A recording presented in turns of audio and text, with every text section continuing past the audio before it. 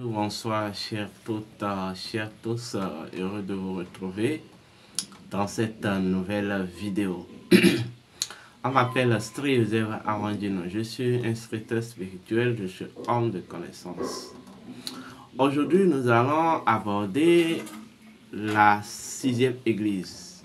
Oui, la 6e église. Il s'agit tout simplement de l'église de Philadelphie. Nous allons claquer ensemble le code secret de la belle Philadelphie. Vous savez, quand on parle de... Bon, avant de poursuivre, d'abord abonnez-vous, likez la vidéo, partagez la vidéo, aimez la vidéo, commentez la vidéo. Quand on parle de Philadelphie, dans d'autres langages, fait référence à la belle cité. La belle cité. Quand on parle de Philadelphie, dans le positionnement et dans le positionnement des centres d'énergie, il y a un centre d'énergie qui est une porte, qui appelle un portail. Vous voyez, je vais dire une zone ou je vais dire un point de transition.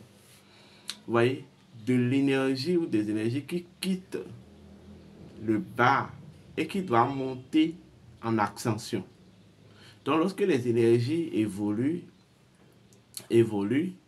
jusqu'à accéder au niveau de l'église de Sardes, c'est-à-dire le Vishuddha Chakra, il se prépare à la transition et à la reconvection. Donc, c'est au niveau de la Gya Chakra qu'il y a reconvection. Et il y a transition et reconvection. Et cette reconversion les prépare, vous voyez, ou en fait les conforme aux règles ou à la nature même de la véritable ascension qui se déroulera, qui aura lieu au niveau du chakra coronal et au niveau de l'Odyssée. Donc, lorsque nous rentrons dans le test dit, ainsi dit le Fils de Dieu, le Saint, celui qui détient la clé de David. Celui qui détient la clé de David. C'est quoi une clé? Eh bien oui, une clé est un principe. Vous comprenez? Donc celui qui détient le principe ancestral. Oui, la Kundalini est liée au principe ancestral. Le principe ancestral, c'est la constance, ou je vais dire de la continuité. Toutes les choses continuent de façon constante. Toutes les choses constituent ensemble. C'est comme on parle du principe de man ancestral, l'ancestralité aussi dispose de son principe. Donc, la Kundalini, seule la Kundalini dispose du principe ancestral. Voilà pourquoi on l'appelle la glande ancestrale. Voilà pourquoi on l'appelle la souche ancestrale. C'est ça que vous voyez. Il dit, j'ai ouvert devant toi une porte. En réalité, lorsque vous atteignez au niveau du chakra du troisième œil, d'abord le chakra du troisième œil est considéré comme la porte étroite. La porte étroite. C'est-à-dire, c'est une réalité sans forme avec forme. Le troisième œil. Lorsque vous prenez même le mot sanskrit qui veut dire Agya, parce que c'est ce qu'on appelle le chakra serpent. Agya, vous allez constater que Agya, quand vous renversez le mot Agya, vous aurez en fait Naga ou Nagya ou Naga. Alors vous savez que Naga veut dire serpent. Et lorsque vous allez en fait dans les mythes et légendes de l'Égypte antique, vous allez constater que le pharaon dispose d'un naga, la tête de naga au niveau de sa couronne.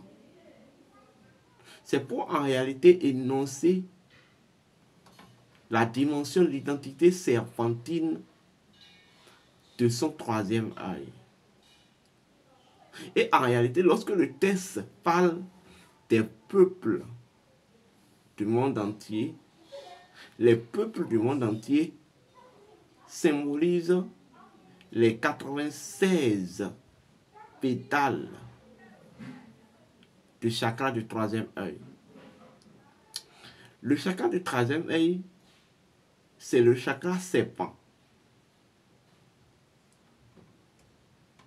C'est en quelque sorte l'instance de l'intelligence de l'être, l'intelligence universelle, l'intuition et l'inspiration.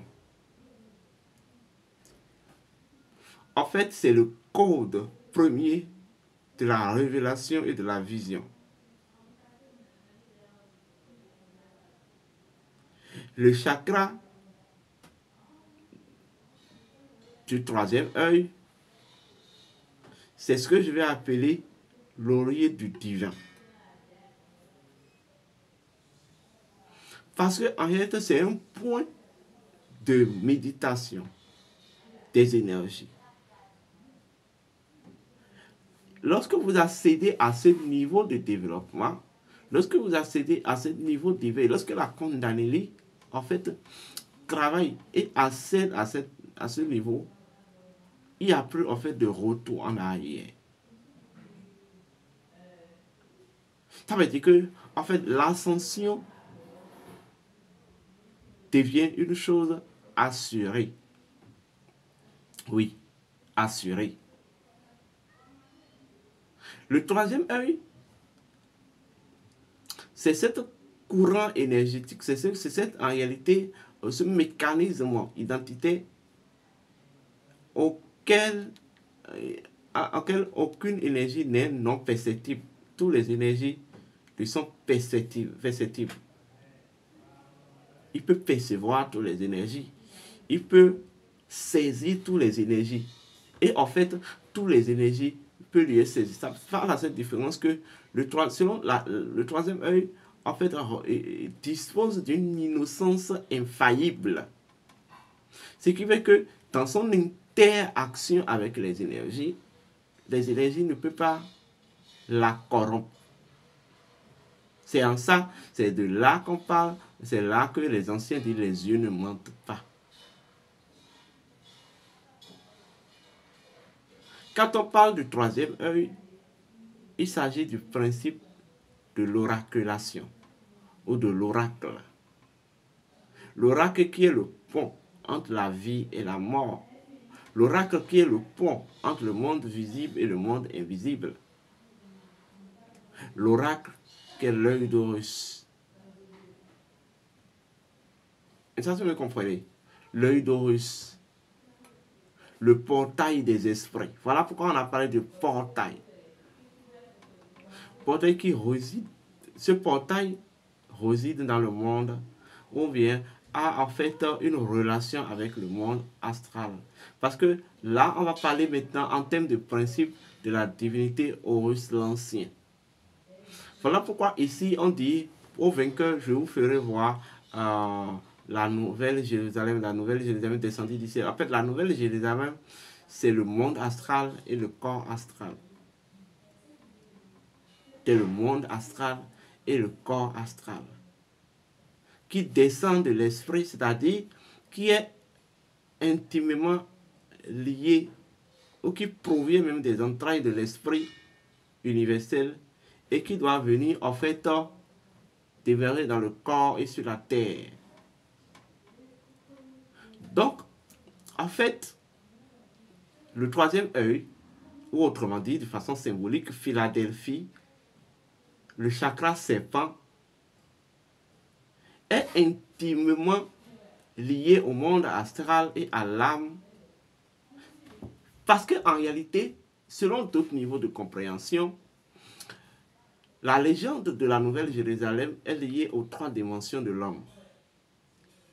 L'esprit, l'âme et le corps. Et quand on parle de l'âme est en réalité, en fait, un pilier dans l'interaction entre l'esprit et le corps. Vous comprenez? C'est l'âme qui absorbe la lumière de l'esprit, qui la module et qui la transforme ou transfère au corps. La lumière de l'esprit, en fait, ne peut être accessible au corps sans l'âme dans la nouvelle Jérusalem, ou même Jérusalem. Vous comprenez? Donc, le troisième œil, les yeux, ne sont que des fenêtres de l'âme. Le troisième œil est une fenêtre de l'âme. Voilà pourquoi il dit, ô vainqueur, ça dit, celui qui parviendra à s'éveiller au principe essentiel et premier du troisième œil peut voir, en fait, dans le creux de l'âme universelle, de son âme et de son âme. Donc, lorsque vous êtes en face de quelqu'un, apprenez à fisser les gens, en fait. Quand vous vous fissez quelqu'un, vous pouvez avoir accès à son âme, vous pouvez voir son âme. Il y a des secrets que je ne peux pas révéler ici. Vous savez que ne serait-ce qu'en fissant quelqu'un, vous pouvez désintégrer son âme. Bon, je ne peux pas vous dire ça là ici. C'est-à-dire, c'est la même manière qu'en fissant quelqu'un, vous pouvez faire des transferts, vous pouvez communiquer avec son âme. Est-ce qu'on me comprend? Donc, l'œil constitue une fenêtre qui donne accès directement à l'âme et au corps astral. L'âme, le corps astral et le monde astral. Oui. Lorsque vous avez en fait des dictats de manipulation de l'œil et des yeux, vous allez aiguillonner votre sens d'intuition et vous allez aiguillonner votre sens d'inspiration et d'intelligence. Oui. Mais lorsqu'on parle du chakra serpent, on parle de la symbolique du serpent. Vous devez savoir même que, vous allez constater que, en fait, au niveau des autres églises, les églises inférieures, la Kundalini, je vais parler des chakras inférieurs, la Kundalini, les messages, il y a, malgré tous les informations qu'on livrait, il y a eu des informations, voilà, mythiques de menaces. Mais il constitue le seul centre d'énergie sur laquelle il n'y a pas eu de menaces. Parce qu'en réalité, quoi? Ce chakra, c'est le chakra qui a l'image et en fait à la ressemblance directe de la Kundalini. Parce que qui vous souvient que la Kundalini, dans sa forme, elle est un serpent. Un serpent, en fait, métamorphosé. Un serpent qui a poussé les pieds, les pattes, les queues.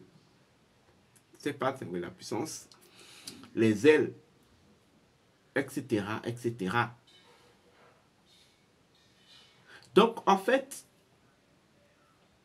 à part le sacrum ou la grande sacrum, qui est la régence même de la Kundalini, d'où la Kundalini vient, au niveau du troisième œil. Le troisième œil aussi est une régence.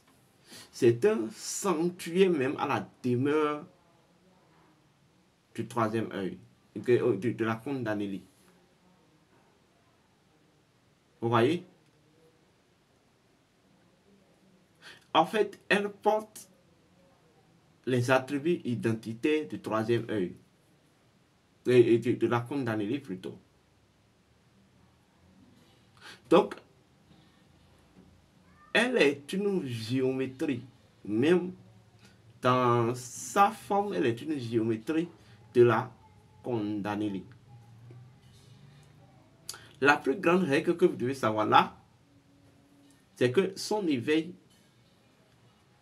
il ne faut pas, en fait, il ne faut pas violer son éveil. Vous travaillez et vous cultivez vous cultivez. Son éveil se cultive. L'ouverture du troisième œil, c'est un processus qui, en fait, se réalise par culture.